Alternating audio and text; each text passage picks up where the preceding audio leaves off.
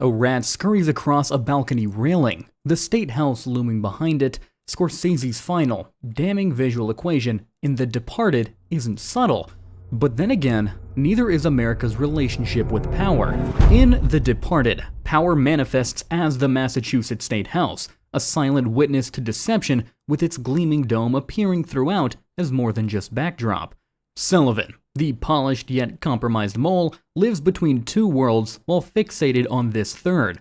From his luxury apartment windows, the iconic building looms constant. But what does it truly represent in the film's moral landscape?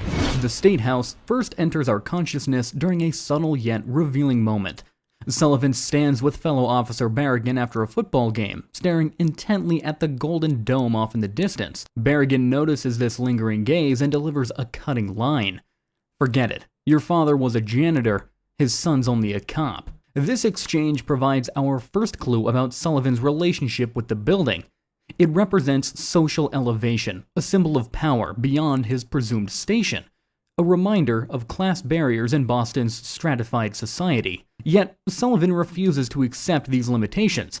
Shortly after, we see him purchasing an expensive apartment with a spectacular view of the State House. When the realtor tells him, "If you move in, you're upper class by about Tuesday," Sullivan has achieved the first step in his ascension. The building isn't just visible through his window. It dominates his vision, becoming the focal point of his domestic space. Every morning, he wakes up to it, and every night, he returns to its silhouette. The State House functions as visual shorthand for Sullivan's ambition, but it carries deeper significance beyond mere social climbing. In Boston's political landscape, the Golden Dome represents legitimate power, the kind earned through public trust and institutional authority. This stands in stark contrast to the underworld power wielded by Frank Costello, built on fear, violence, and criminal enterprise. Sullivan straddles these worlds, but his gaze constantly returns to legitimate power. What makes this particularly revealing is how the building appears exclusively in Sullivan's scenes. It's never shown in relation to Costigan, the undercover cop. While Sullivan looks toward the Golden Dome with longing, Costigan descends into the gritty underworld, moving further from legitimacy with each compromise. These visual cues reinforce the film's exploration of duality. Two men moving in opposite directions while playing similar roles. The connection between Sullivan and the State House grows more complex when considering another visual motif in the film. The persistent appearance of X marks foreshadowing death. Film scholar Jean-Pierre Gorin noted that Sullivan was born into corruption, now setting his sights on the Golden Dome of the State House.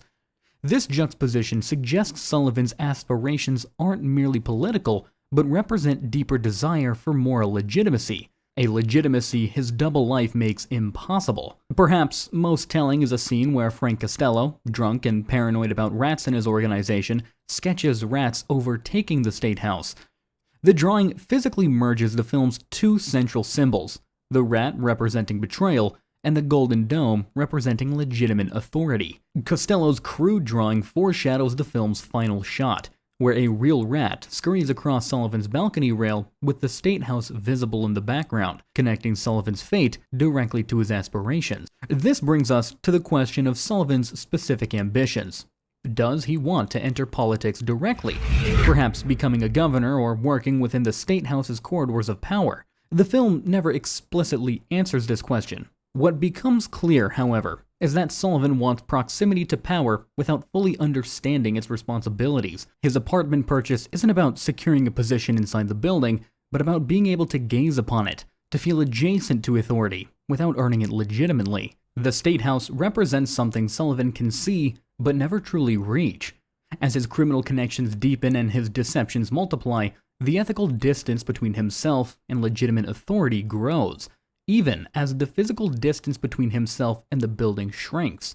His apartment may provide a view of the dome, but this proximity is merely visual, a self-deception matching the deceptions he practices professionally. The 1798 State House stands as America's democratic beacon. Sullivan's betrayal of his oath makes this symbol of democracy an unattainable moral summit. His obsession reveals a man craving legitimacy's appearance while undermining the very institutions that provide it. By the film's conclusion, Sullivan has eliminated many obstacles to his professional advancement. With Costello dead by his hand and Costigan eliminated by another of Costello's moles, Sullivan appears poised to ascend further in his career, perhaps eventually reaching positions of greater influence. But the rat in the final frame, with the State House visibly beyond, delivers the film's ultimate commentary. Corruption has infiltrated the sacred spaces of power, and Sullivan, despite his ambitions, remains fundamentally a rat.